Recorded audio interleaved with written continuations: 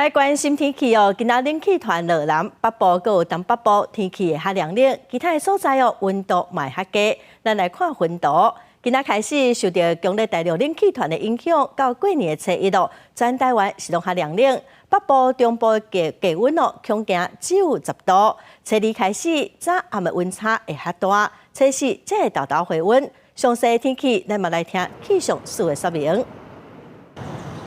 东北季风来，大台北地区自拜二开始感觉会冷，一若拜三年假的前一天，冷气团向南平散，再加上华南云和会向东平散，天气的湿固定一直到正月初一。在这段期间，若是温度加水气有配合，关山可能会落雪。在中部以北3000到3500以上的高山，如果温度跟水汽有配合的话，可能会有一些下陷啊，然后雾凇，或是也不排除有一些下雪的几率。气象署发低温特报，自拜三开始，各地低温有可能降到10度。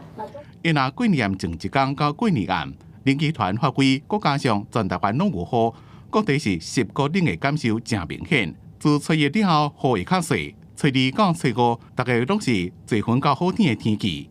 伫过年期间，先是湿固冷，要转做大冷，要注意早晚温差较大。年初一的深夜到年初二的清晨，以及年初二深夜到年初三的清晨这几天因为受到这个强烈大陆冷气团的影响以及辐射冷却效应双重影响之下，目前看起来台北气象站预估有9度到10度的低温。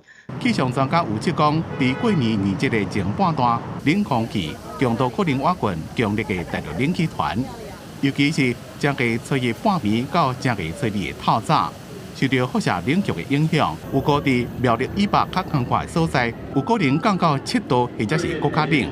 拄好是初二传统。嫁出去的查某囡仔爱转去外头厝，平常上南往北，才注意天气变化。记者综合报道。